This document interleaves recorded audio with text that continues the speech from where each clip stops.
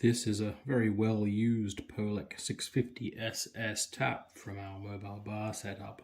And several times throughout the year, and especially for this is our first event of the year coming up, we like to deep clean everything. We strip everything down into parts, and in most cases, including this, we put it through a ultrasonic cleaner. And then we sort of detail to get rid of anything, any grooves or anything, to make sure they're nice and shiny and sparkling. And then we put them back together again. So this video is about putting them back together.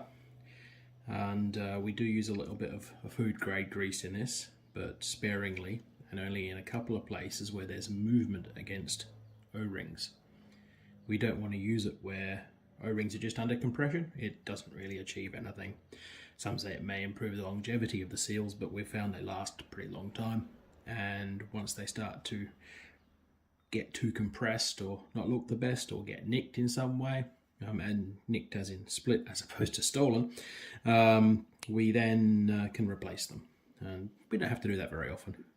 So first thing we do with this, and we'll have a closer look at it. I'm not sure how this focus is going to work. Let's see. Okay, hopefully that's locked the focus. There's many O-rings on a Perlick, and most taps in general. Perlicks are forward sealing faucets, which means there's an O-ring in the front here, and this seals up against that O-ring, and that's the seal. So it's beer behind there, and in a non-flow control version, it's a very simple system. There's just a tube with a ball on the end, which is why I've always preferred these over the standard rear sealing faucets that leave a whole pile of beer and mank plus air in the whole front half of the tap. This is why Perlicks are my default, and I've never found a better tap, in my opinion.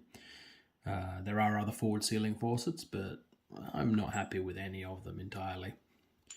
And these are also stable and reliable. They've been the same for years. And it's nice to be able to get parts, and even though the prices are not the best, but you get quality for that price. So this slips into there, seals up against an O-ring in there, which you may not be able to quite make out, but it's right down the end of that. There's an O-ring right in there. There's an O-ring at the back, more of a gasket that seals against the tap shank, and that's compression, and this is also compression and shouldn't need any grease on it. There's an O-ring at the top here. Now the ball does sort of rock in there, so we do have a little bit of a greasing at that interface there. There's this, which is where the flow control lever cowling sits. Again, not really much movement on that, so we don't grease that, even though it's external. I prefer to not have grease in contact with beer, and it's just something I prefer to avoid, even food grade stuff. I prefer my beer to be as pure as possible. So you could grease that if you wanted to, but really this shouldn't move around a lot, so yeah, I don't find it necessary. There's one in here that does get some action against it, and we make sure that a little bit of grease gets onto the inside surface of that, but we don't grease it thoroughly, again, because it sort of gets into the beer flow in there. And then there's O-rings on this, and these are the main O-rings that need some lubrication, because that's your flow control, and they're inside that barrel there, and they're constantly, well, frequently turning around when people adjust that flow, and they're the ones that get the most wear in the whole system. So the first thing we do is we pop the flow control shuttle in around the right way, helps, and that just pops into there. We try and line up that little hole in the side to this barrel here, because that's where this little knob here goes in. And then a bit of grease on these O-rings, and really it's just a tiny amount, just a tiny bit. I kind of swipe a little bit across, even a quarter of the O-ring, and use my finger to rub that around there. Now that will rub up against this O-ring internally, which means a little bit comes onto this edge here. So I just make sure a little bit goes onto there, onto the end of that barrel. That's as much as I want on there. And then trying to line that pin up with that hole, we pop that in there. Sometimes it doesn't quite line up, so you can just wiggle it back and forth. And sometimes if this is still a bit grippy, you can just wind the little little handle in and wiggle it. There we go on in.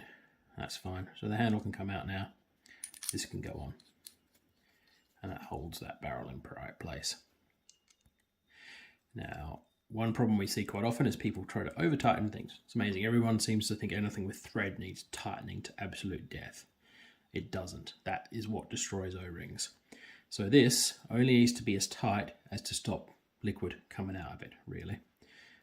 So I tend to go till it's firm and then back it up a tiny bit. And then we've got a nice free swing on this. And I just want to keep it about there. And if it loosens up, you just tighten it a little bit. Okay, so now the handle and sealing mechanism, which involves putting this bit in first. So this sits down into there against that O-ring. And everything sort of from there downwards is potential beer contact. So what I like to do with these is just put a little bit of grease up on this top surface. And that covers, that will sort of bleed down a little bit into its interface with the O-ring in the top, and also covers where it has some movement against the metal cap that goes in there. I wipe the grease off my finger because I don't want it over everything.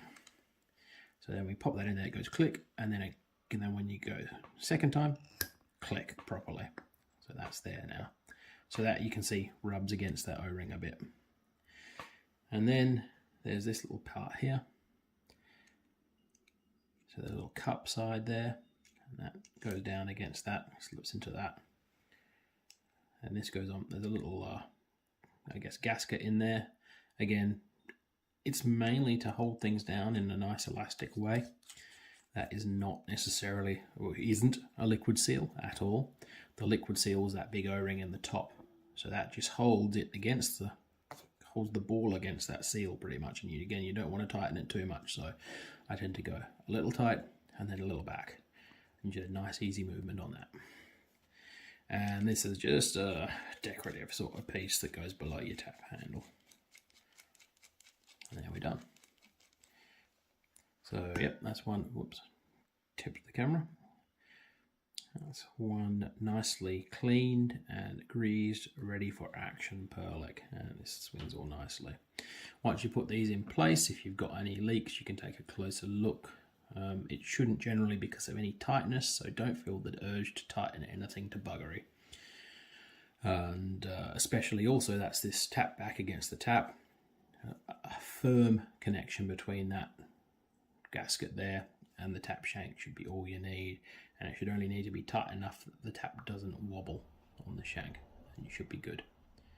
There you go.